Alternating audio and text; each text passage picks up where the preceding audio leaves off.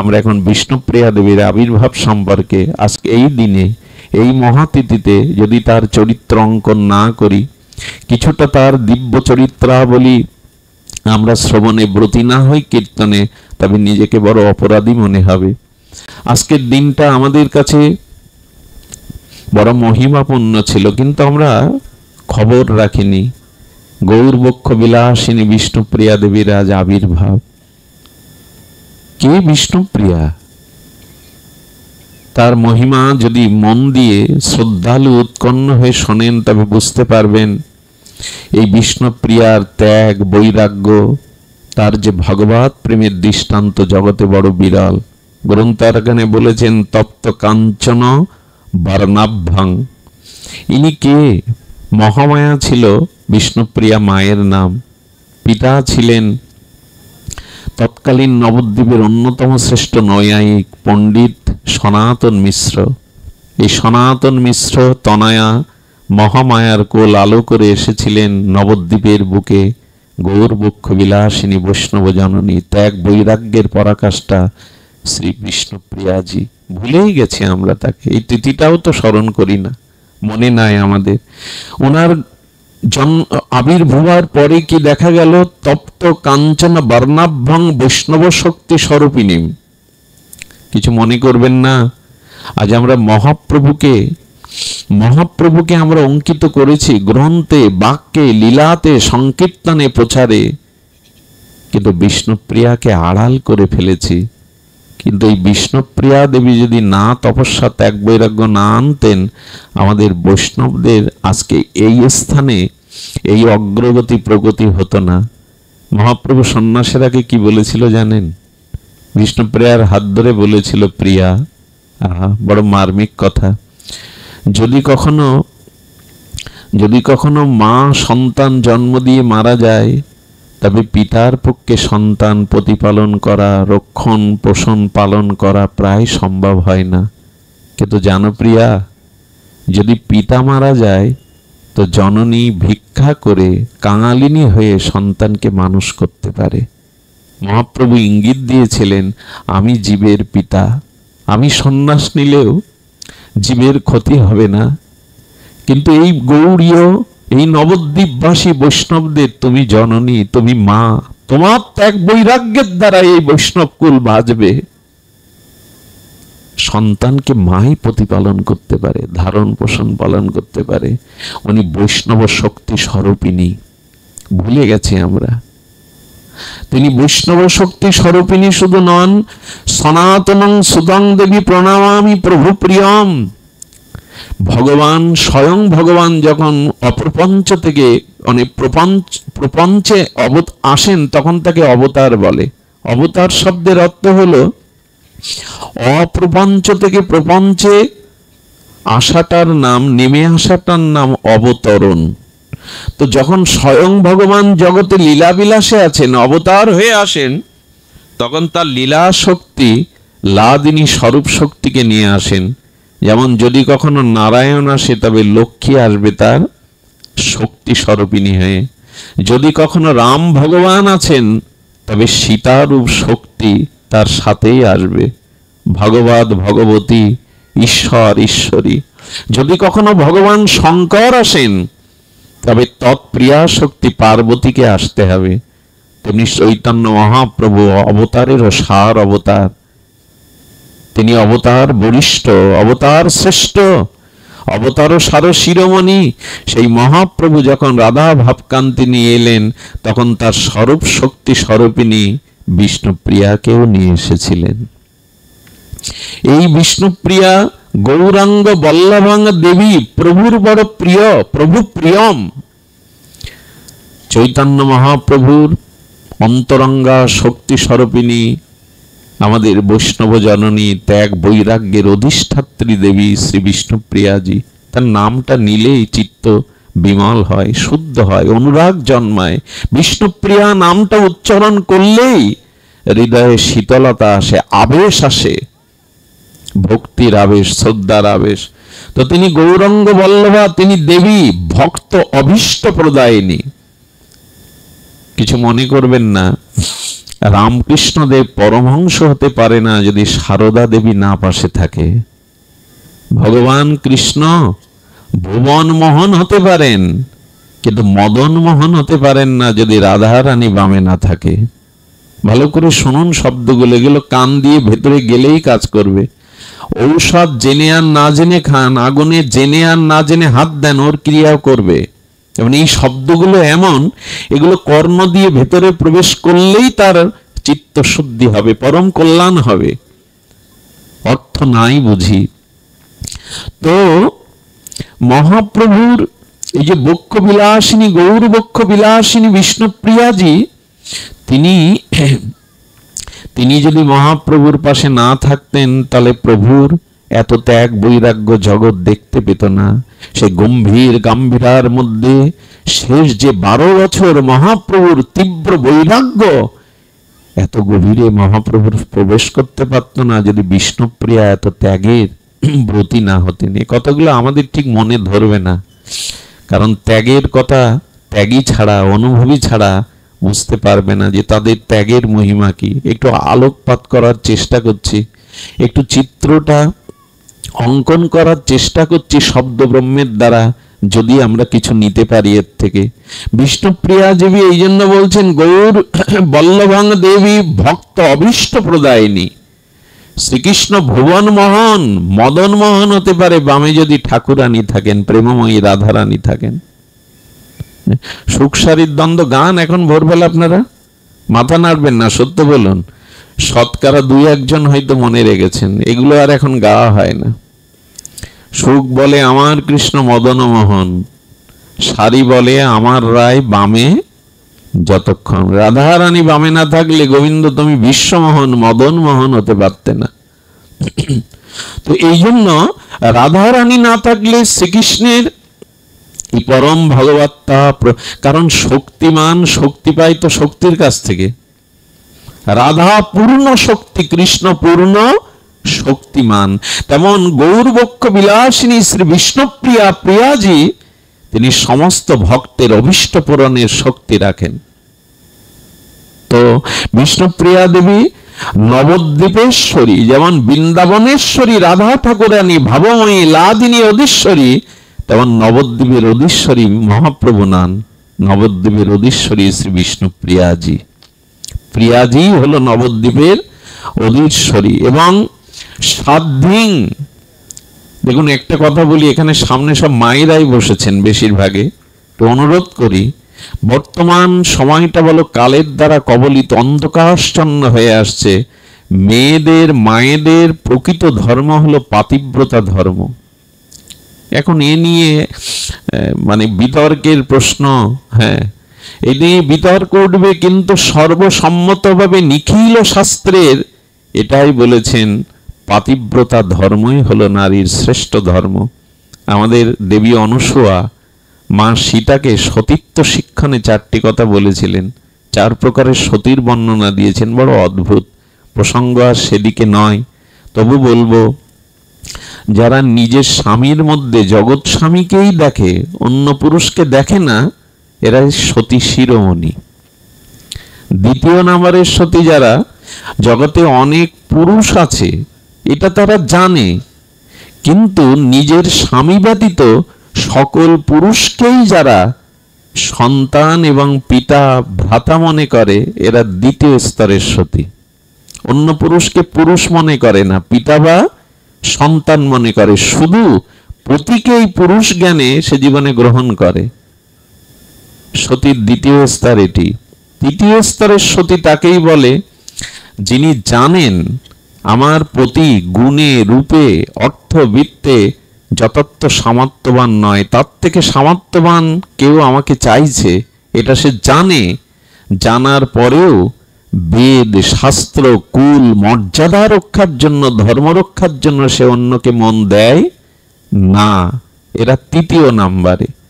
আর যারা জানে আমার পতি ছাড়া অন্য পতি আছে, তাদের দিকে মনও চলে যায়, কিন্তু ওই যে পরকাল শাস্ত্র এবং পাপ, এই ভয়ে তাদের মন চলে গেলেও তারা সেই কাজে ব্রতী হয় না। অন্য পুরুষকে মনে মনে স্মরণ করলেও বাস্তবিক ক্রিয়াতে তারা ঘর সংসারে আগুন জ্বালিয়ে দিয়ে ঘর সংসার ত্যাগ করে না। এরা চতুর্থ স্তরের। এমন করে অনেক কথা আছে। এ কথাগুলো আগেদের মেয়েদের মায়েদের বোঝানো। স্বামী প্রবাসে থাকতে আমি নিজে দেখেছি, পুরনো দিনে মা ঠাকুমারা সিঙ্গার করতো না, ভালো করে সাজতো না স্বামী বিদেশে গেলে। স্বামী দুঃখে এই যে পতিব্রতা ধর্ম, এটা বিষ্ণুপ্রিয়ার মধ্যে যেন সাধ্যিং শব্দটা দিয়েছেন। এত বড় শুদ্ধ সাধ্যি বিরল দৃষ্টান্ত নাই। জয়দেব পদ্মাবতী বলি, চিন্তা সতী বলি, কিন্তু এইখানে যে সাধ্যির পরিচয় বিষ্ণুপ্রিয়া দেবী দিয়েছেন সেটা কল্পনাকেও হার মানায়। আমরা বিষ্ণুপ্রিয়া দেবীর একটি কথা শুনে তার বিবাহ এবং মহাপ্রভু সন্ন্যাস পরবর্তী তার কঠোর ত্যাগ বৈরাগ্য সামান্য আলোচনা করেই পাঠ বিশ্রাম রাখবো। খুব ধ্যান দিয়ে শুনুন। এই সনাতন মিশ্র পরম পণ্ডিত প্রবার তার ঘরে মহামায়ার কোল আলো করে এসেছিলেন। যাদের পূর্ব শুদ্ধ সংস্কার থাকে না, শিশুকাল থেকে তাদের কিছু লক্ষণ প্রকাশ পায়। আপনার আমার বর্তমান স্বভাব তৈরি হয়েছে কবে জানেন? পূর্ব জন্মের কর্ম অনুসারে। আপনি আমি পূর্ব জন্মে যে যে জনিতে জন্মেছি, যে যে কর্ম সংস্কার, আপনার আমার বর্তমান স্বভাবটা তাই। আর এখন যে কাজ করছি, এখন যে কর্ম করছি, এইটা আগামী জন্মের আমার স্বভাব তৈরি করবে, সংস্কার তৈরি করবে। এখানে পেছনে যা হয়ে গেছে, বর্তমান সংস্কারটা যদি শুভ হয়, আগামী দিনে আলোর পথ পাবেন, বেঁচে যাওয়ার পথ পাবেন। বর্তমানটা এই জন্য অতীতে যা গেছে গেছে, বর্তমানটা যদি সুসংস্কারে আসেন, আগামী দিনের স্বভাব সংস্কার সুন্দর হবে, আপনার জীবনের চলার পর প্রশস্ত হবে। এইসব বাণী আমরা শুনি বটে, কই আচরণে কই। আমাদের এক স্বামীজি বলতেন প্রণাম মঠের, এখন বকা উল্লার সংখ্যা পাওয়া যায়, আমার মতো বকা উল্লা অনেক পাবেন, সোনা উল্লার সংখ্যাও এখন অনেক বেশি। কিছু হলেই ওখানে শুনতে বহু লোক আসবে, কিন্তু করিমুল্লার সংখ্যা কম, করার লোকের সংখ্যা, আচরণ করার লোকের সংখ্যা কম। বকাউল্লাহ সোনাউল্লাহ আছে, কিন্তু করিমুল্লাহ অর্থাৎ আচরণশীল ব্যক্তির সংখ্যা খুবই কম। আসুন আমরা বর্তমান সুসংস্কারে আনি। বিষ্ণুপ্রিয়া দেবীর ছোটবেলার স্বভাব কি জানেন? উনি ছোটবেলা থেকে সেবা পরায়ণা ছিলেন। মেয়েদের তো ওই একটি মহৎ গুণ, সেবা ধর্ম। দেখবেন 20টা পুরুষ যে বিল্ডিং এ বাস করে, কোনো মেয়ে ছেলে নেই, মা বোন নেই, দেখবেন ওটা নরক। ওই ঘরে ঢুকে দেখবেন সব নরক তৈরি করে। আরে গোছাবে কে? শান্তি সুন্দর তো মায়েরাই পারে। গৃহ কাকে বলে জানেন? যদি গৃহিণী থাকে। যেখানে মা বোন নাই, ওটা গৃহ বলে না। 1000টা পুরুষ থাকলেও তাকে গৃহ বলেনি সনাতন, যেখানে গৃহিণী না থাকে। মা বোন না থাকলে দেখবেন ওই অবস্থা, নরক বানিয়ে ফেলবে। সেবা ধর্মটা ঈশ্বরের প্রদত্ত, ওটা আপনি আমি চেষ্টা করে পারবো না। এই জন্য মা বিষ্ণুপ্রিয়া দেবীর ছোটকাল থেকে ছিল পিতা মাতা গুরুবর্গের সেবা, আর ছিল গঙ্গা স্নানের প্রতি তার স্বাভাবিক আকর্ষণ। শিশুকাল থেকেই তিনি প্রভাতে গঙ্গা স্নানে যেতেন। তার চলাটা ছিল বড় সুসংহত। সচিমাও স্নান করতে যেতেন। ওই বালিকার তার রূপ, তার গুণ, তার শ্রদ্ধা, সচিমাকে দেখেই বিষ্ণুপ্রিয়া গঙ্গা স্নান করে এসে একটা প্রণাম করতেন, আশীর্বাদ চাইতেন। মেয়েটার মুখে আদর করে বলতেন, আহা কি সুলক্ষণা। ওই থেকে সচিমার মনে মনে একটা ধারণা হয়, আমার নিমায় তো বড় হচ্ছে, এমন সুলক্ষণা মেয়েকে যদি আমি ঘরে তুলতে পারি, মায়ের মনে সেই স্বপ্নটা জেগে থাকে। এবং বিষ্ণুপ্রিয়া দেবী এই সুলক্ষণা গঙ্গা স্নানে, ভগবত আরাধনায়, পিতামাতা গুরুবর্গের সেবা, এগুলো সব লক্ষণ। এইগুলো জীবনের পরম লক্ষণ। যারা শ্রেষ্ঠ হয় না, তাদের কিছু স্বভাব সংস্কার ভিন্ন থাকে, গতানুগতিক গড্ডালিকা প্রবাহের ন্যায় থাকে না। সবাই যে পথে যাচ্ছে আমিও যাই। তাদের সেবা, তাদের শ্রদ্ধা, তাদের ঈশ্বর আনুগত্য কিছু আলাদা থাকে। শশীকলার ন্যায় বেড়ে উঠতে লাগলো, চতুর্ধর বসিয়া রূপে গুণে আর অনন্যা। এই বিষ্ণুপ্রিয়া দেবীর রূপ, গুণ ও মাধুর্য চারিদিকে ছড়িয়ে পড়ল। আর এর মধ্যে জানেন লক্ষ্মীপ্রিয়াও গত হলেন। মহাপ্রভুর প্রথম স্ত্রী যে লক্ষ্মীপ্রিয়া, এই বঙ্গদেশে প্রভু এসেছিলেন 11 মাস। আমাদের এই চৈত্র মাসের কোন একটা রবিবারে গঙ্গা অববাহিকা হয়ে আমাদের পদ্মার বুকে ঢুকেছিলেন শ্রীকৃষ্ণ চৈতন্য মহাপ্রভু।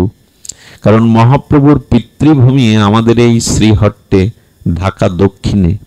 এখানেই মহাপ্রভুর পিতৃভূমিটা আজও কালের সাক্ষী হয়ে দাঁড়িয়ে আছে। আমাদের এই মাটি সাধারণ না, অদ্বৈত কমলাক্ষ শান্তিপুর পুরন্দর অদ্বৈত প্রভুর পিতৃভূমি আমাদের সুনামগঞ্জে। এগুলো ভাবতেই অবাক লাগে। স্বয়ং ভগবানের অবতীর্ণ স্থান আমাদের এখানে। আমাদের শ্রীবাস পণ্ডিতেরও পিতৃভূমি আমাদের শ্রীহট্টে। পুণ্ডরিক বিদ্যানিধি ঠাকুর হরিদাস, প্রেম ভক্তির মহারাজ নিত্যানন্দ অবেশমূরতি ঠাকুর নরোত্তম এসেছিলেন এই খেতুরিতে। কম ভাগ্য আমাদের। এই মাটিতে এখনো যেটুকু ভক্তি মেশানো আছে না, সারা পৃথিবীতে পাবেন না। এটা ঐতিহাসিক সত্য। এখন এই বাংলার মাটিতে মানুষের চিত্তে যতটুকু আমাদের ধর্মীয় অনুভূতি, ভাগবত অনুভূতি আছে, বিশ্বের মাটিতে এটা নাই। এই মাটি আলাদা কিছু দিয়ে গেছে আমাদের। যদিও ইতিহাস, কালক্রম, রাজনৈতিক প্রেক্ষাপটে আমরা অনেক কিছু আমাদের চিত্ত থেকে হারিয়ে যাচ্ছে, তারপরেও বলবো এই মাটি সারা পৃথিবীর প্রণামের মাটি। এই মাটির মধ্যে অনুভূতিগুলো সারা পৃথিবী। সামান্য পশ্চিম বাংলায় গিয়েও আপনি এ জাতীয় ভাগবত আসরে নীরবতা পাবেন না। এ জাতীয় মানুষের, আমি গেছি পশ্চিম বাংলায়, পাঠে 8-10 হাজারও ভক্ত হয়েছে, কিন্তু ওইখানে বসেও মনে পড়ে আপনাদের এই যে বঙ্গ জননীর কোলে যারা জন্মেছে, এদের ধর্মীয় অনুভূতি অন্যান্য দেশের মানুষের থেকে অনেক গভীরে, অনেক গভীরে। শুধু ভক্তগণ এই জন্য বললো, এই মাটিতে জন্মে যদি, এই সনাতন ধর্মে জন্মে যদি, মহাপ্রভু শ্রীকৃষ্ণ গৌরাঙ্গকে পেয়েও যদি নিজের উদ্ধারের চেষ্টা, মঙ্গলের চেষ্টা না করিয়ে, বড় ব্যর্থতা, খুব বড় ব্যর্থতা। তো বিষ্ণুপ্রিয়া দেবী মহাপ্রভুর বিবাহ হলো। সেই লক্ষ্মীপ্রিয়াকে হারিয়ে মহাপ্রভু বড় উদাসী হয়ে গেছিলেন। সচিমার বহুদিনের লালিত স্বপ্ন, বিষ্ণুপ্রিয়া নিমায়ের বিবাহ হলো। সে বিয়ে বড় জগৎখ্যাত বিবাহ। বিবাহের দিনে সমস্ত নবদ্বীপের পিতা যাদের বয়স্তা কন্যা আসে, তারা কপালে আঘাত করতে লাগলো। কি ভাগ্য সনাতন মিশ্রের, এমন জামাই পাওয়া কি মুখের কথা। সব মেয়ের পিতারাই নিজের ভাগ্যকে, আর তারা বলতে লাগলো, দুর্ভাগ্য আমাদের, এমন জামাই পেলাম না। সবাই দেখছে বৈকুণ্ঠের লক্ষ্মী নারায়ণ যেন আলোকিত হয়ে ঘর আলো করে বসে আছে।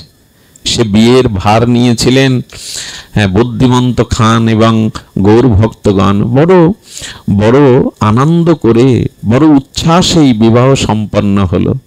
শুধু ভক্তগণ, এরপর মহাপ্রভুর গারস্থ জীবন। কিন্তু বিয়ে করলে কি হবে? মহাপ্রভু বিবাহের পরপরই তার চিরদিনের যে তার কাঙ্ক্ষিত লক্ষ্য, হরিনাম প্রেম জগৎকে দান করবেন, তিনি ঘরে বিষ্ণুপ্রিয়াকে রেগেই দেখুন। ত্যাগ না হলে তো, বৈরাগ্য না হলে তো আমরা গ্রহণ করব না। মহাপ্রভু আপনি আচরণ করে ত্যাগ বৈরাগ্য, নিজ ভক্তি যোগ শেখানোর জন্য তিনি প্রতিটা রাত্রে শিবাস অঙ্গনে যেতেন। বিষ্ণুপ্রিয়া সারা রাত তিনি ঘরে বিনিদ্র রজনী, যে যার প্রভু জীবের কল্যাণে, হরিনাম দানে, জীবকে ধন্য করবার জন্য, প্রেম বিতরণের জন্য সারা নিশি হরিনামে রত বিষ্ণুপ্রিয়া দেবী ঘুমাতেন না। এই বিনিদ্র রজনী বিষ্ণুপ্রিয়ার দিকে তাকিয়ে সচিমা বড় আঘাত পেতেন। ছেলে ঘর করবে কোথায়, বিষ্ণুপ্রিয়ার মতো লক্ষ্মীর প্রতি তার কিছুটা অনুরাগ জন্মাবে, কিন্তু আমার নিমাই ঘরে থাকে না। মায়ের চোখে ঘুম নেই। ভোরবেলা মহাপ্রভুর বাটিটা ছিল মাটির, মৃত্তিকার। সেদিনকার দিনে মাটির ঘরের ওই সোপানের ওপরে সচিমা প্রতীক্ষা করছে কখন নিমাই আসবে। ভোরের আলো ফোটার সাথে সাথে নিমাই আসতেন। সেই হরিনামে প্রেমে মাতোয়ারা, ভাবে গদগদ তার প্রেমময় তনু, হেলতে দুলতে সে মায়ের কোলে মাথা রাখতেন। মা কি করতেন জানেন? স্নেহের আঁচল দিয়ে আর মহাপ্রভুর গাটা ধুলো মুছে দিতেন। নিমাই, এত কাঁদিস কেন বাবা, এত ধুলাই গড়াস কেন, তোর সমস্ত অঙ্গে ধুলাবালি, আচ্ছা কাকর ফোটে কত ব্যথা লাগে। মা যখন স্নেহের আঁচল দিয়ে আর নিমাইয়ের গায়ের সমস্ত ধুলি ময়লা স্নেহ পরবশে মুছে দিচ্ছেন। দরজার আড়াল থেকে বিষ্ণুপ্রিয়ার কাঁদছে, বলছেন মা, ওই চরণ সেবা করব বলেই তো জন্ম জন্ম সেই সেই অনুরাগ হৃদয়ে রেখেছি। প্রভুর চরণ সেবার দায়িত্বটা আমায় দাও, ওটা তুমি মুছে দিও না। প্রভু ঘরে এলে আঁচল দিয়ে বিষ্ণুপ্রিয়া প্রভুর চরণটা মুছিয়ে দিতেন। একদিন সচিমা বলছে, নিমাই, আমার একটা কথা রাখবি বাপ? তুই তো শ্রীবাসঙ্গনে যাস, বৌমা ঘরে একা থাকে, আজকে আমার কথা রাখ, আজকে তুই শ্রীবাসঙ্গনে যাবি না। মাকে মাতৃভক্ত হতে হয়। কোনো সন্তান যদি প্রকৃত সন্তান হয়, উৎকর্ষে 10-এর একজন হয়, বা জগতে জগতে সে মুখ উজ্জ্বল করতে পারে, তার প্রথম কারণ পিতামাতার প্রতি তার ভক্তি, শ্রদ্ধা। নিমাই বললেন, মা, আজ আমি গৃহেই থাকবো। সচিমার আনন্দ ধরে না। বিষ্ণুপ্রিয়া রন্ধনশালায় প্রভুর প্রিয় হেলাঞ্চা শাক, থোড় মোছা, প্রভু যা খেতে ভালোবাসেন, এগুলো রন্ধন করলেন। বিষ্ণুপ্রিয়ার রন্ধনের বড় বলিহারি যায়। সেই রন্ধন করে প্রভুকে সেবা করিয়ে প্রভুকে সুন্দর করে সাজিয়ে বললেন, বিশ্রাম নাও। প্রিয়কে বিশ্রাম দিয়ে বিষ্ণুপ্রিয়া দেবী কি করলো জানেন? আহা, মহাপ্রভুর চরণে নিজের মস্তক দিয়ে ঘুমিয়ে পড়েছে। মহাপ্রভুর চরণে মস্তক দিয়ে ঘুমিয়েছে। কিন্তু রাত্র যত গভীর হয়, রাত্র দ্বিপ্রহরে বিষ্ণুপ্রিয়া দেবীর ঘুম ভেঙে দেখে প্রভু শয্যায় নাই। বিষ্ণুপ্রিয়া দেবী উঠলেন, একটি দুপা করে সাহস বুকে নিয়ে ঘরের বাইরে এসে দেখলেন অনেক দূরে সুরধনী গঙ্গার তীরে ফুপিয়ে ফুপিয়ে কে যেন কাঁদছে। বিষ্ণুপ্রিয়া বড় বুকে সাহস নিয়ে এগিয়ে গিয়ে দেখেন তারই প্রাণবধূ, তারই প্রাণনাথ সুরধনী বয়ে যাওয়া গঙ্গার কোলে দাঁড়িয়ে এই নিস্তর, নিস্তব্ধ, নিভৃত রাত্র দ্বীপ্রহরে কাছেন। আমি একটা প্রশ্ন করি আপনাদের কাছে, ভগবান কাঁদবে কেন মধ্যরাত্রে? বিষ্ণুপ্রিয়ার শুকশয্যা ছেড়ে, গৃহ ছেড়ে, সুরধনী গঙ্গার তীরে স্বয়ং রাধা কৃষ্ণ মিলিত তনু পরতত্ত্ব গৌরাঙ্গ কাঁদবে কেন বলতে পারেন? তার তো ঘরে জ্বালা নাই, তার তো রোগ শোক জরা ব্যাধি নাই, চির সচ্চিদানন্দময় পূর্ণ ভগবান কাঁদছেন কেন? এর উত্তর মহানামজি দিয়েছেন আমাদের গৌড়ীয় আচার্য গোস্বামীগণ। বলেন, এই দেখো সারা জগৎবাসীকে মহাপ্রভু আজ জানাচ্ছেন, ওগো, ভগবানের জন্য শুধু ভক্ত কাঁদে না, ভক্তের জন্য ভগবানও কাঁদে। ভক্তের জন্য আজ ভগবানও কাঁদে না। কথাটি যথার্থ হলো না। আরে ভক্ত ভগবানের জন্য কাঁদবে, ভগবান ভক্তের জন্য কাঁদবে, এটা বিশেষ কথা নয়। যে যাকে ভালোবাসে তার জন্য তো কাঁদবে। কিন্তু প্রভু কাঁদছেন কেন জানেন? প্রভু কাঁদছেন কেন জানেন? জীবের লাগিয়া কাঁদে প্রভু উচ্চেশ্বরে, ভক্তের জন্য না, প্রতিটি জীবের জন্য চৈতন্য মহা আজকে কাঁদছেন। বিষ্ণুপ্রিয়া দেবী বলছেন, হৃদয়ে জীবের প্রতি প্রভুর কত করুণা। আজ সুকময় শয্যা নিদ্রা ছেড়ে রাত্র দ্বীপ্রহরে প্রভু সুরধনী গঙ্গা, এই কথাটা শুনলে হৃদয়ে স্থির থাকে গো। ভগবানকে ভজন না করে পারা যায়? ভক্তের জন্য না, জীবের জন্য গৌর হরি কাঁদছেন। তার রাধা ভাবদ্যুতি সুবলিত তনু পর্বত কাঞ্চন সম অঙ্গ ধুলাই গড়াচ্ছেন মহাপ্রভু। মহাপ্রভুর অঙ্গ ধুলাই গড়াবে কেন? ভগবান কেন গড়াগড়ি দেবে? নিজে আচরণ করে ভক্তি শিক্ষা জগৎকে দিচ্ছেন, কি করে কৃষ্ণ পেতে হয়, প্রেম পেতে হয়, জীবনকে কি করে ধন্য করতে হয়। নিজে আচরণ, প্রভু বললেন এ যুগে আচরণ ছাড়া মুখের বাণী কেউ নেবে না, বড় বড় কথা কেউ মানবে না, আচরণ করো তবে প্রভাব পড়বে। ভগবান বললেন, তোমরা আমাকে কি খুঁজবে? আমি তো নিত্য ধাম হতে জগতে নেমে এসেছি তোমাকে খুঁজবার জন্য। আমরা ভগবানকে খুঁজতে উপরে যাইনি, বৈকুণ্ঠে যাওয়ার সামর্থ্য আমাদের নেই। ভগবানই নেমে এসেছেন আমাদের খুঁজবে বলে। এই কথা শুনলে ভজন না করে থাকতে পারা যায় গো? ভগবান বলছেন, তুমি আমাকে কি ডাকবে? দেখো দুবাহু বাড়িয়ে আমি আত্মকণ্ঠে জীবকে ডাকছি, জীব জাগো, জীব জাগো। ভগবানই ডেকে চলেছেন আমাদের। এরপরেও পিছিয়ে থাকবো, এরপরও মহানিদ্রায় ঘুমিয়ে থাকবো? বিষ্ণুপ্রিয়া দেবী গেলেন। প্রিয়া দেবী গিয়ে প্রভুর চরণে মাথা রেখে কি জিজ্ঞাসা করলেন জানেন? কাঁদছো কেন? প্রভু কেন কাঁদছো? বিষ্ণুপ্রিয়া দেবীর দুটো হাত দিয়ে মহাপ্রভু তুলে বলছেন, প্রিয়া, এসেছিলাম জীবকে নাম প্রেম দেব বলে। সেই ব্রজ প্রেম, সেই নিকুঞ্জ মন্দিরের প্রেম সেবা, জীব তো জাগলো না, কৃষ্ণ নাম তো কেউ নিল না। আমি সেই ব্যথায় কাঁদছি, কই জীব তো জাগলো না। বিষ্ণুপ্রিয়া দেবী যে কথা বলেছিলেন বড় মার্মিক, ওই যে বললাম উনি শক্তি স্বরূপিণী। কি বলেছিলেন জানেন? মহাপ্রভুর দিকে তাকিয়ে প্রিয়াজি বললেন, প্রভু, নিজে না কাঁদলে অন্যকে কাঁদানো যায় না, নিজে না মজলে অন্যকে মজানো যায় না। তবে আমার মনে হয় তোমার একার কান্নায় জীবের হৃদয় গলবে না, দ্রবীভূত হবে না। এক কাজ করি, মা, তুমি আর আমি তো, সচিমা, বিষ্ণুপ্রিয়া আর মহাপ্রভু, সংসারে তো এই তিনজন ওনারা। বললেন, প্রভু, তোমার একার ক্রন্দনে জীবের হৃদয় দ্রবীভূত হবে না, এসো, আজ থেকে আমরা তিনজন মিলে কাঁদতে থাকি। আমাদের এই তিনের কান্না একত্রিত হয়ে যদি জীবের হৃদয় বিগলিত হয়। আপনারা যারা গৌর চরিত্র জানেন, বিষ্ণুপ্রিয়া চরিত্র জানেন, সচিমার চরিত্র জানেন, এই তিনজনের সাধনা শুধু একটাই ছিল, সারা জীবন কেঁদেছেন এরা। এটা আমার মুখের কথা নয়। এদের দিব্য চরিত্রাবলী যদি দেখেন তাহলে দেখবেন সচিমা সারাটি জীবন কেঁদেছেন।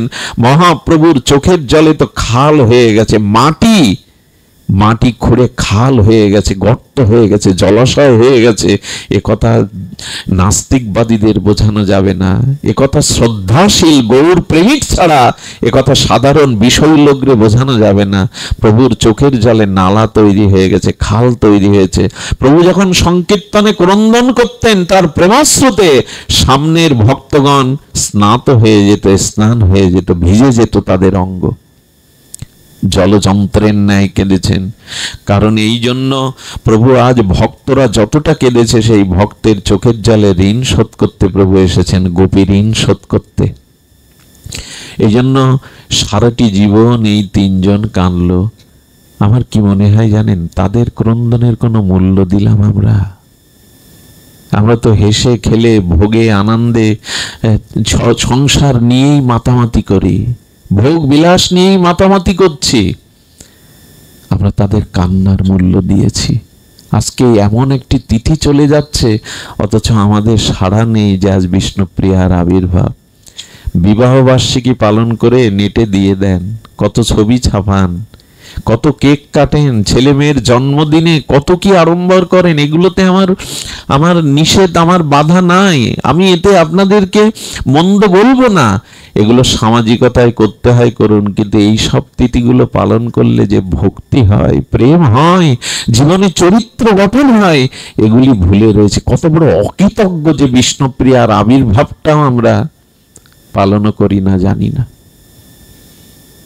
শুধু ভক্তগণ, আজকের এই তিথি যিনি অনুষ্ঠান দিচ্ছেন আমাদের বিষ্ণু গোস্বামী পাদ, ইনি বড় ভাগ্যবান। এই তিথিতে গৌর বিষ্ণুপ্রিয়ার, আমাদের প্রিয়াজির আলোচনা, এটি বড় সৌভাগ্য। স্বীকৃতি থাকলে তবে এটা সম্ভব হয়।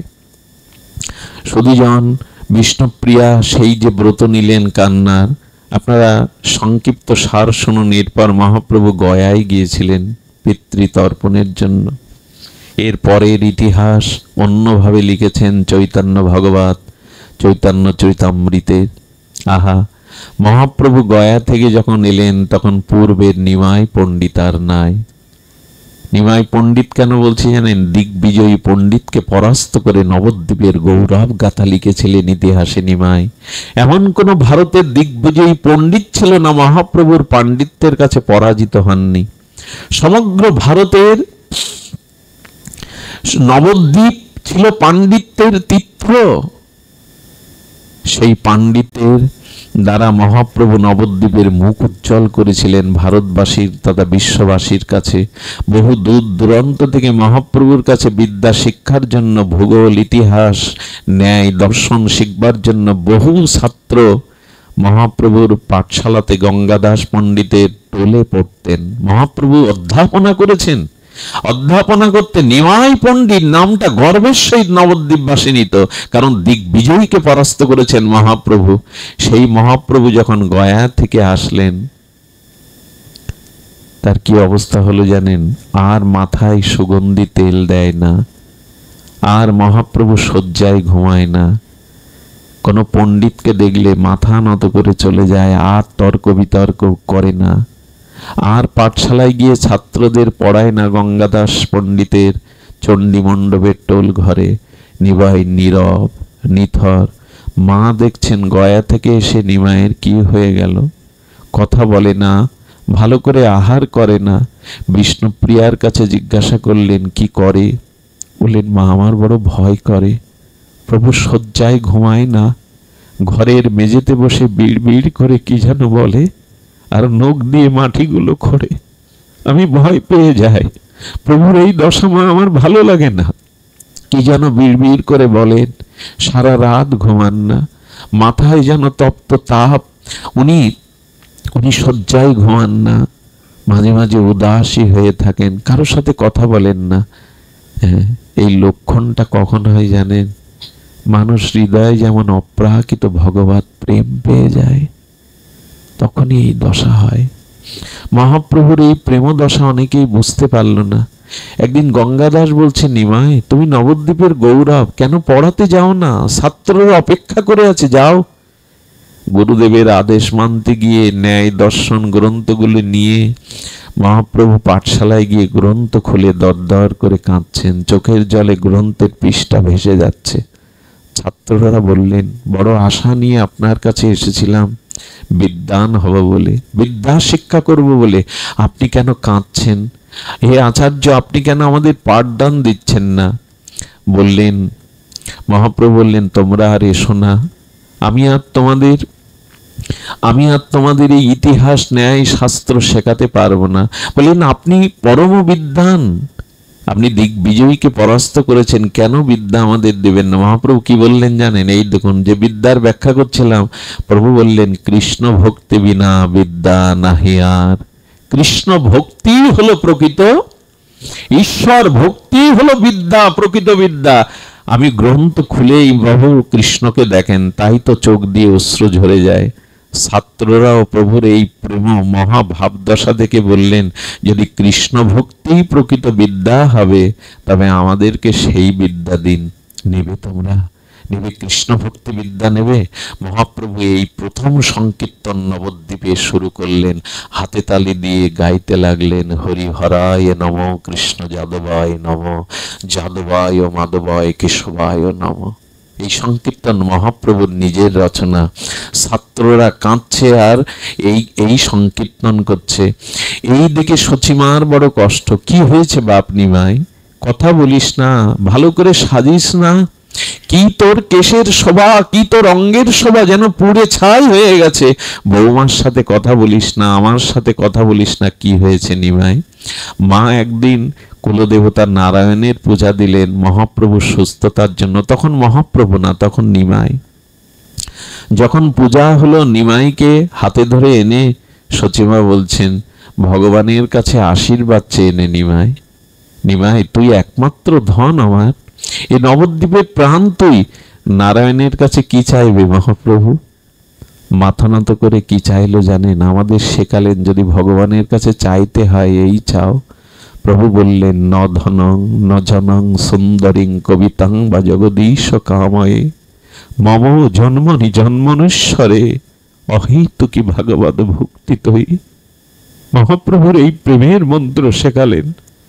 আমরা বলি বটে ধনং দেহি যশং দেহি যশ যেহি, কিন্তু মহাপ্রভু বলছেন, ন ধনং ন জনং ন সুন্দরীং কবিতাং বা জগদীশ কাময়ে।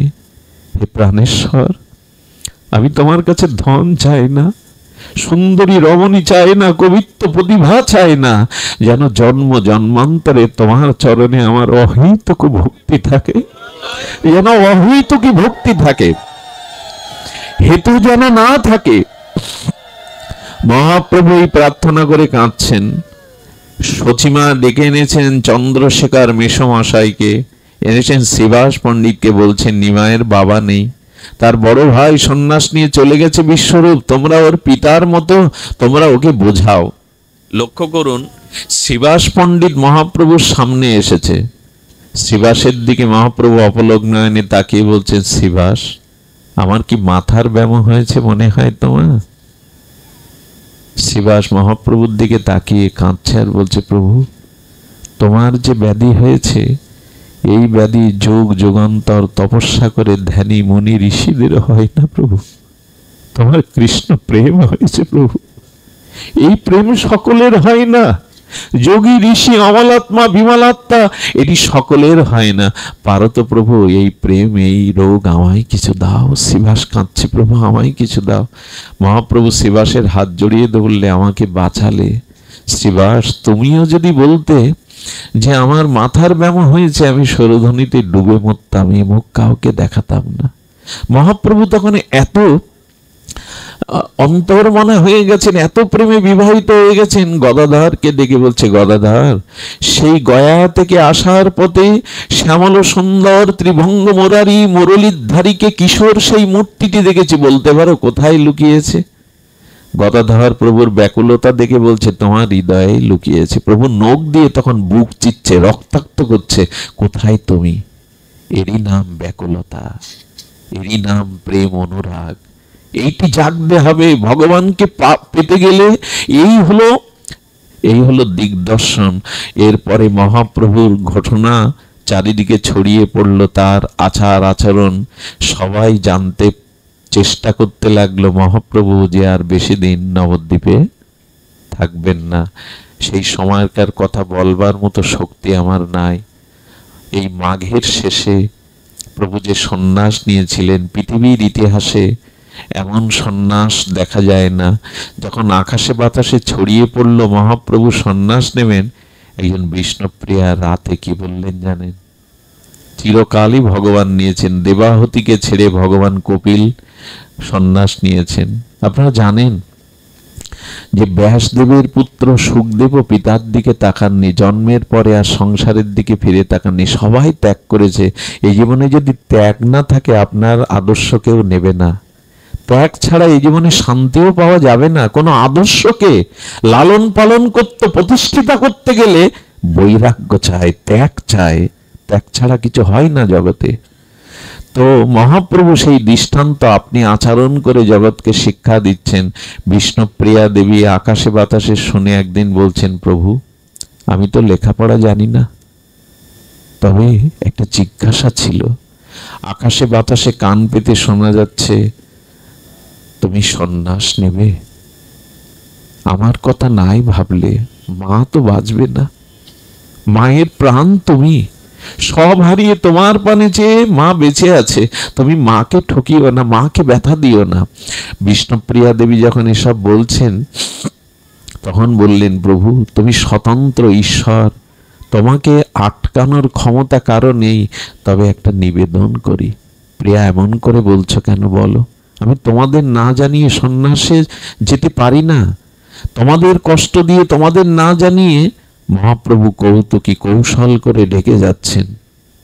বললেন, বলো কি বলবে? আহা, এ কথা উচ্চারণের সামর্থ্য আমার নাই, সে যোগ্যতাও নাই। প্রিয়াজি বললেন, প্রভু যদি সন্ন্যাস নাও, তবে একটা নিবেদন। মা জানকী রামচন্দ্রের বনবাস যাত্রায় সাথে ছিল, দ্রৌপদী পঞ্চ পাণ্ডবের সাথে বনবাসেও সাথে ছিল, শ্রীবৎস রাজা গ্রহদোষে বনবাসে গেলেও চিন্তারূপ সতী সাথে ছিল। তুমি যদি সন্ন্যাস নাও, আমি তোমার সাথে থাকলে বুঝি তোমার আপত্তি আছে? কত বড় জিজ্ঞাসা করলেন। মহাপ্রভু নীরব হয়ে চোখের জল ফেলছেন। কি উত্তর দেব আমি? সীতাকেও তো প্রভু সাথে নিয়েছিলেন, পঞ্চ পাণ্ডব তো দ্রৌপদীকে সাথে নিয়েছিলেন। আমি যদি তোমার সাথে থাকি, তোমার বৈরাগ্য কি খণ্ডন হবে?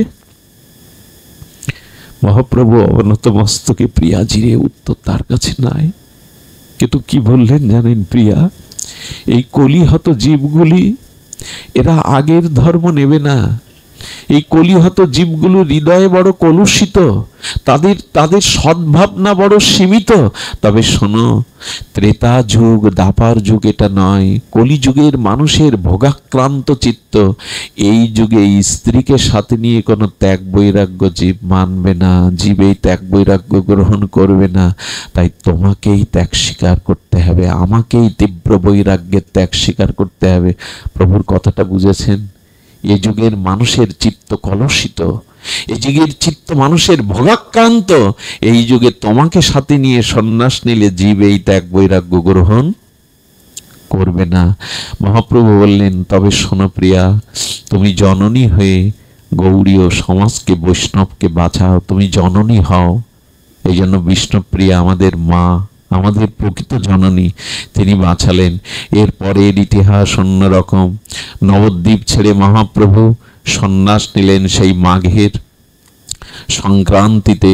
সেই সন্ন্যাস নেওয়ার পরে আপনারা জানেন, সচিমার প্রাণ, নবদ্বীপবাসীর প্রাণ রক্ষার্থে নিত্যানন্দ প্রভু পদ ভুলিয়ে শান্তিপুরে এনেছিলেন মহাপ্রভুকে।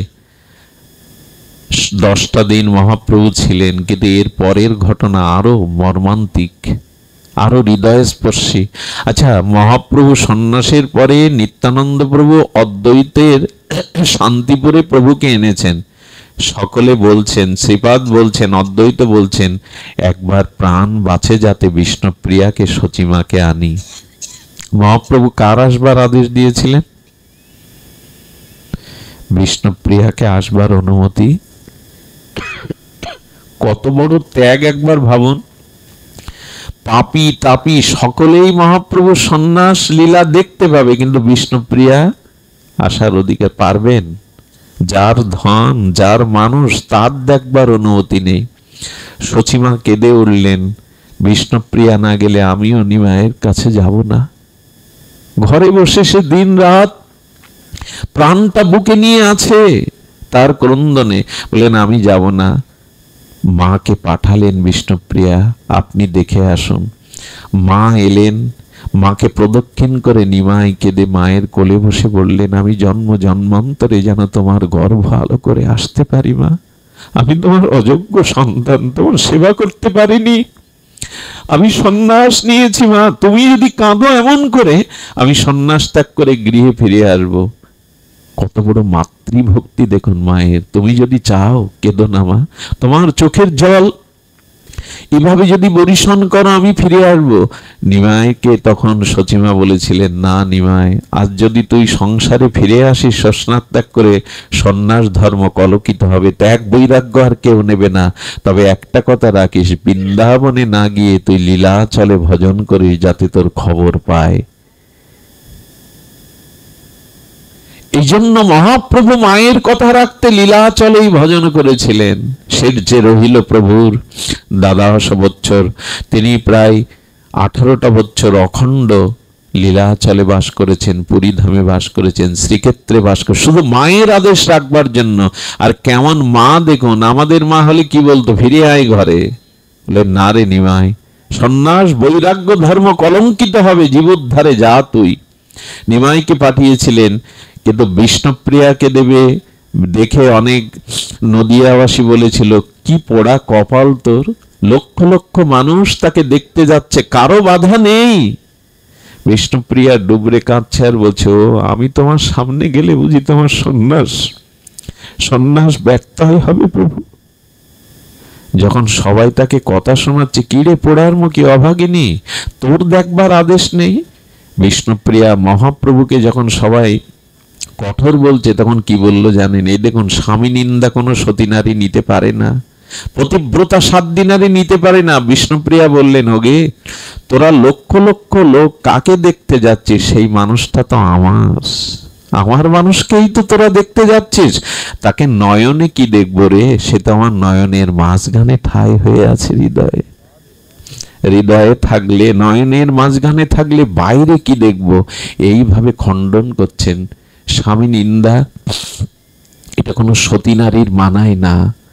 বিষ্ণুপ্রিয়া দেবী এই বলে 10 দিন মায়ের সেবা নিয়ে সব গৌড়ীয় ভক্তদের প্রাণ রক্ষা করে নিমাই সিদ্ধান্ত নিলেন, আপনারা জানেন সন্ন্যাস নিলে একবার মাতৃভূমি দর্শন করতে হয়। সন্ন্যাস নিলে একবার মহাপ্রভু চিন্তা করলেন শেষবারের মতো আমি নবদ্বীপ দর্শন করে চলে যাই, শেষবারের মতো।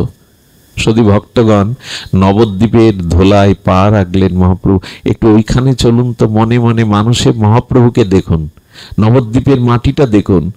মহাপ্রভু মাটিকে প্রণাম করে বলছেন, আর তোদের বুকে খেলবো না, তোদের কাছে অনেক ঋণী আমি, এই ধুলা মেখেই আমি বড় হয়েছি, আর তোদের কাছে আমি ফিরে আসবো না।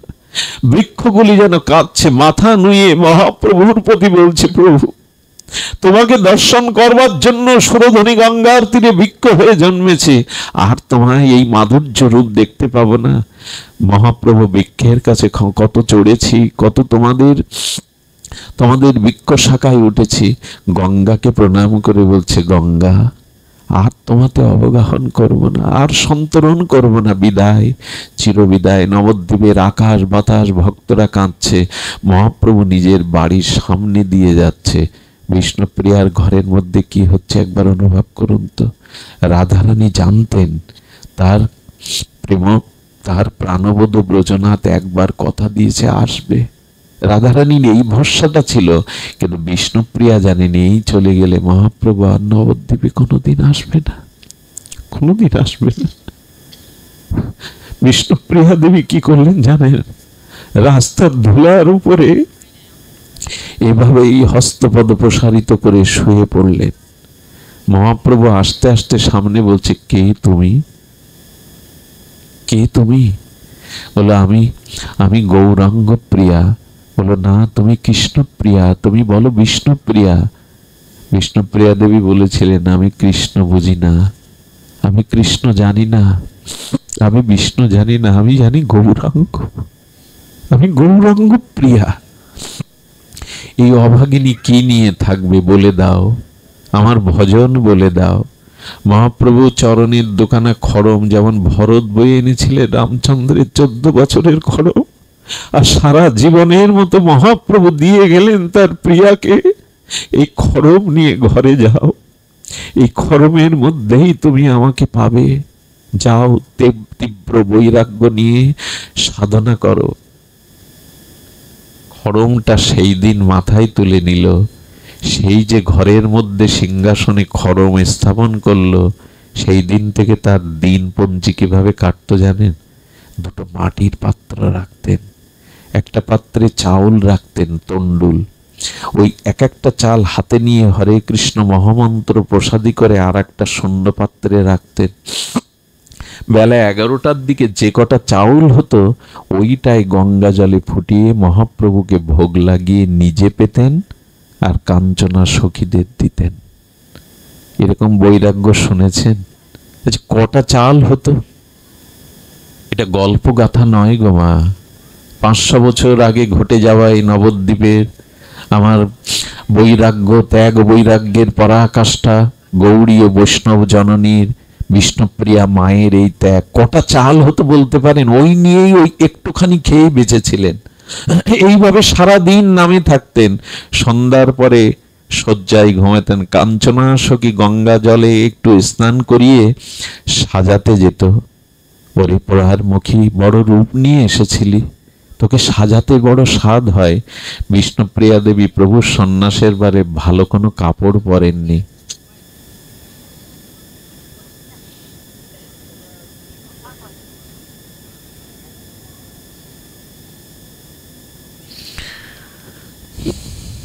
তো কোথায় হারিয়ে যায়, কোথায় হারিয়ে যায়। কাঞ্চনা বললেন, একটু কৃপা করুন, কৃপা করুন, সামান্য সময় একটু কৃপা করুন। তো কাঞ্চনা সখীকে বললেন, যার প্রভু জীবের কল্যাণে সেই গাম্ভীরার মধ্যে মহাপ্রভু শেষ 12 বছর মাথায় বালিশ দেননি, কোনো পালঙ্ক ব্যবহার করেননি, মেঝেতে শুয়ে থাকতেন, তাও পাটা বিস্তার করতে পারতেন না। এখন যে পুরীর গম্ভীরা দেখেন ওটা না, প্রকৃত গম্ভীরা ওর পেছনে, ওটা সবাইকে দেখতে দেয় না। বাইরের ঘরটা গম্ভীরা আমরা দেখে আসি, পাটা প্রসারিত করতে পারতেন না, কোনো রকমে ওইখানে কাটাতেন। সচিমার অনুরোধে কলার পত্রের মাঝখানে যে সরলা ডাটাটা, ওইটা চিকিয়ে একটা কাঁথা তৈরি করে একটা পুরনো কাপড় জুড়ে, প্রসাদী কাপড়ে ওইটুকু স্বীকার করেছিলেন মহাপ্রভু। তো মা কষ্ট পাবে বলে আমাদের ভোগ মানায়। 12টা বছর স্বয়ং ভগবানের, এই জন্য বিষ্ণুপ্রিয়া দেবী সাজতেন না, কোনো ভালো কাপড় পরতেন না, সেই বৈরাগ্যিনী সন্ন্যাসিনী হয়ে ওর মধ্যে। সচিমা যতদিন বেঁচে ছিলেন ভোরে আঁচল তলে, মুখ কাউকে দেখতে দিতেন না, আঁচল তলে গঙ্গা স্নান করতেন। সচিমা অপ্রকট হওয়ার পরে আর গঙ্গায় যায়নি, ঘরের মধ্যেই তার জীবন। এইভাবে তীব্র বৈরাগ্য ভজনে সারা রাত খড়মের মাথা রেখে গৌর গৌর করে তার রাত জাগল। শুধু ভক্তমণ্ডলী শুনুন, বিষ্ণুপ্রিয়া দেবীর শরীর ক্ষীণ হতে লাগলো, ভজন বৈরাগ্য তীব্রতার গভীরে পৌঁছালো। মহাপ্রভু আদেশ দিলেন যে নিম্র বৃক্ষর তলেই আমার আবির্ভাব হয়েছিল, ওই বৃক্ষটা কেটে আমার একটা বিগ্রহ তৈরি করতে বলো। ওই বিগ্রহের মধ্যেই বিষ্ণুপ্রিয়া আমাকে খুঁজে পাবে। শুধু মণ্ডলী শুনুন, যে নিম্ন বৃক্ষটা নবদ্বীপে দেখেন মায়াপুরে, এটা ওই নিম্ন বৃক্ষ না, ওটা কেটে গৌর বিগ্রহ তৈরি করা হয়েছিল। মহাপ্রভু ওই বিগ্রহের আদেশ দিয়েছিলেন। ওই বিগ্রহ তৈরি করে যেদিন প্রাণ প্রতিষ্ঠা হলো, বিষ্ণুপ্রিয়া দেখেই সাক্ষাৎ মহাপ্রভুই তো, তার বিগ্রহ তো তিনি। বুকে জড়িয়ে ধরলেন, যেন প্রাণনাথকে চিরদিনের মতো বুকে পেলেন। কিন্তু বিগ্রহ যদি এখানে থাকে, বিষ্ণুপ্রিয়ার ভজন বৈরাগ্য তখন তীব্রতা গভীরে। এই জন্য বিষ্ণুপ্রিয়ার পিত্রালয়ে ভাইদের কাছে সেখানে সেই বিগ্রহ রাখা হয়। এই বিগ্রহ তার পিত্রালয়ে পূজিত হতে লাগলো। যাদব মিশ্র সহ তার ভাইরা পূজা করতে লাগলো। তীব্র দিনে দিনে বৈরাগ্য বাড়তে লাগলো। বিষ্ণুপ্রিয়া দেবীকে দেখতে এলেন মহাপ্রভুর আবির্ভাব তিথিতে, দোল পূর্ণিমায়, ফাল্গুনী পূর্ণিমায়। কে জানেন? অদ্বৈত ঘরণী সীতা ঠাকুরানী আর নিত্যানন্দ শক্তি জাহ্নবী দুইজন যখন ঘরে ঢুকলেন, দেখলেন একটি আলো, যেন একটি দিব্য বিচ্ছরিত আলো যেন বসে আছে। সমস্ত শীর্ণকায় দেহ, গৌর বিরহিনী, গৌর বক্ষ বিলাসিনী বিষ্ণুপ্রিয়া তীব্র ত্যাগ বৈরাগ্যের মূর্তি নিয়ে যেন দিব্য আলোক ছটায় ভরে আছে। এদের দুজনকে দেখে বড় হৃদয়ে বৈরাগ্য ব্যথায় কেঁদে উঠলেন মা। এতদিন পরে অভগিনীকে দেখতে এসেছ? জাহ্নবী মা সীতা ঠাকুরানী দেখছে মেয়েটা ভজন করতে করতে ত্যাগ বৈরাগ্যে হাড়গুলো যেন আছে, শীর্ণকায় দিব্য জ্যোতির্ময়ী মূর্তিতে বসে আছেন, বুকে জড়িয়ে ধরে। ব্যথার দিনে তো ব্যথার ব্যথীকে খোঁজে মানুষ। বললেন, চল মা, আমাদের কাঁধে ভর করে চল। কোথায় জানেন? ওই যেখানে বিষ্ণুপ্রিয়া দেবীর পিত্রালয়ে প্রভুর যে বিগ্রহ, আজকে হরিনাম অষ্টপ্রহর সংকীর্তন হচ্ছে, চল মা, ওখানে যাবি। সেখানে গেলেন। সেখানে গিয়ে কি দেখলেন? ভক্তরা অষ্টপ্রহর সংকীর্তন করছেন। কীর্তন করিয়া আসে নগরীর দল, কোটি চন্দ্রলোকে করি আঙিনা উজ্জ্বল। কীর্তনের মধ্যে বিরহিনী গৌরাঙ্গ বল্লভা বিষ্ণুপ্রিয়া যখন এসে দাঁড়িয়েছেন, সেই কীর্তনের মাঝে সমস্ত দিব্য আলোক ছটায় ভরে গেছে। সবাই সতর্ক হয়েছে, কেউ বিষ্ণুপ্রিয়ার চরণ বদন দেখতে পায় না। এটি বড় ভাগ্যের বিষয়। নির্গত আগিনাকে এক দিব্য আলোকে করছেন। সর্বাগ্রে ঈশান ঠাকুর, সর্বলীলার সাক্ষী যিনি, তিনি কীর্তন করছেন। বিষ্ণুপ্রিয়া ধীর পায়ে মহাপ্রভুর মন্দিরে প্রবেশ করলো। দরজা বন্ধ হয়ে গেল। মহাপ্রভুর দিকে তাকিয়ে বললেন, এবার আর নয়, চিরদিনের মতো এবার আমাকে তোমার করে নাও। সেই বিগ্রহ আলিঙ্গনবদ্ধ অবস্থায় বিষ্ণুপ্রিয়া দেবী গৌর বিগ্রহে লীন হয়ে গেলেন। এই হলো প্রিয়াজির চলে যাওয়া। লীন হয়ে গেলেন চিরদিনের মতো। সখীর গায়ে হেলান দিয়ে বিষ্ণুপ্রিয়া দেবী এসেছিলেন।